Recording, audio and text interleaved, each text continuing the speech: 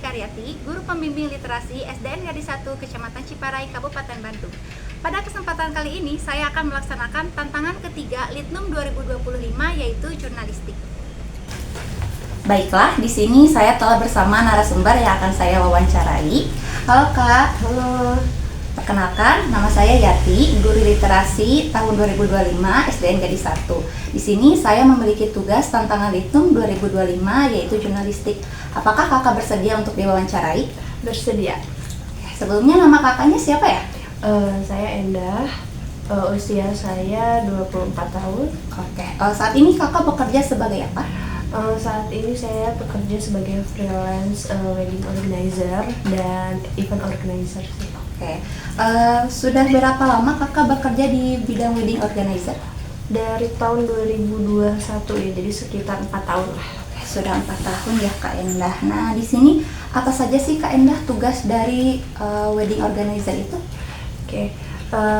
Sebetulnya tugas dari wedding organizer itu banyak ya, nggak cuman satu, tapi itu kita sesuaikan dengan kebutuhan dari eventnya. Kalau misalkan tamunya banyak, acaranya banyak, berarti kru WO yang bertugas juga banyak, job desk-nya juga banyak. Tapi intinya tugas-tugas dari wedding organizer itu biasanya kita bagi ke 6 bagian. Yang pertama itu ada leader atau pemimpin, ya pasti itu harus ada leader. Yang kedua ada stage manager, itu yang mengatur dan mengarahkan acara itu berlangsungnya akan seperti apa. Jadi stage manager itu setiap rangkaian acara itu selalu ada, jadi mengarahkan tamu, mengarahkan orang-orang yang terlibat.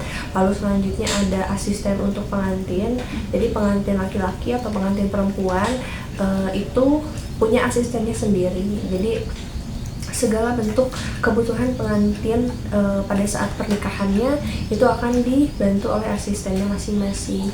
Lalu ada checker juga. Checker itu bertugas untuk memantau semua barang-barang yang sensitif, seperti misalkan mahar, mas kawin, terus seserahan atau hantaran, terus konsumsi, entah konsumsi untuk masing-masing vendor, konsumsi untuk keluarga, konsumsi untuk tamu. Nah, itu tugas dari checker. Lalu ada juga bagian VIP. Kalau misalkan memang ada tamu VIP, berarti ada WO yang bertugas untuk menjadi atau menghandle VIP. Nah, nantinya PIC dari VIP ini akan menghandle seluruh tamu VIP yang ada. Seperti itu sih mungkin intinya. Oke, banyak sekali ya ternyata bagian-bagiannya. Kemudian apakah pernah ada kendala atau kesulitan saat bekerja dengan tim WO-nya sendiri? Oke. Sebetulnya kesulitan atau kendalanya itu pada saat bekerja itu kadang kita nggak pernah tahu berhadapan dengan tim WO yang seperti apa. Itu kita nggak pernah tahu sifatnya. Ada tim WO yang ketika misalkan ada masalah itu menggerutu, ada yang marah-marah atau kadang kayak ayo buruan cepet-cepet ini gimana sih gitu, ada yang seperti itu. Tapi ada juga yang sadar, yang tetap marahin kita meskipun memang kita ada kurangnya atau ada kendala gitu.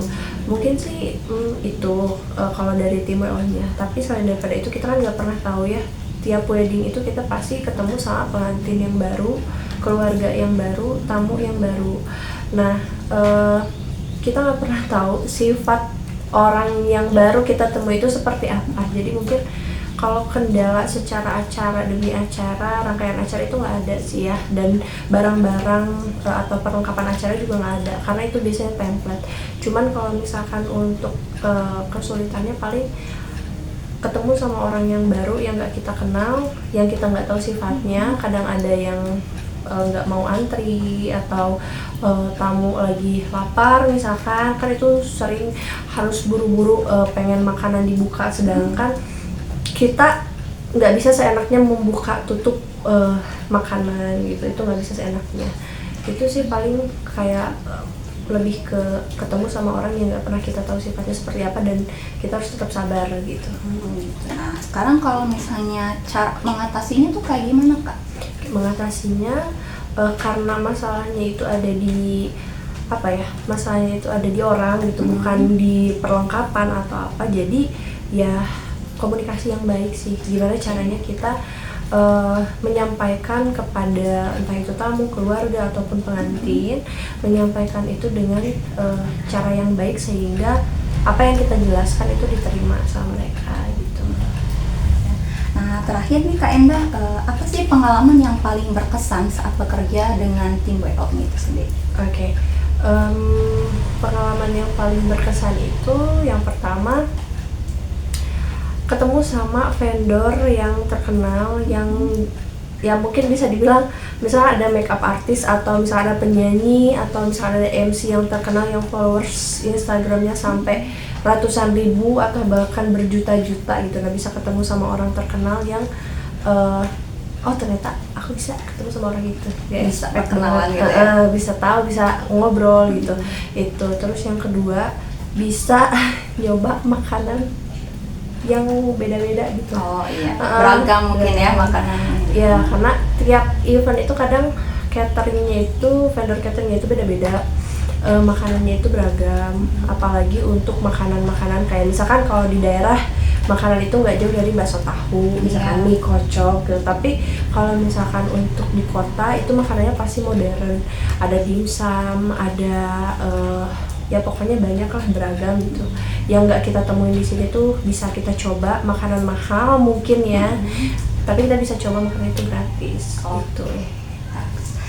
Baik, itu aja mungkin ya Kak Endah yang bisa saya tanyakan. Terima kasih atas informasi yang telah diberikan.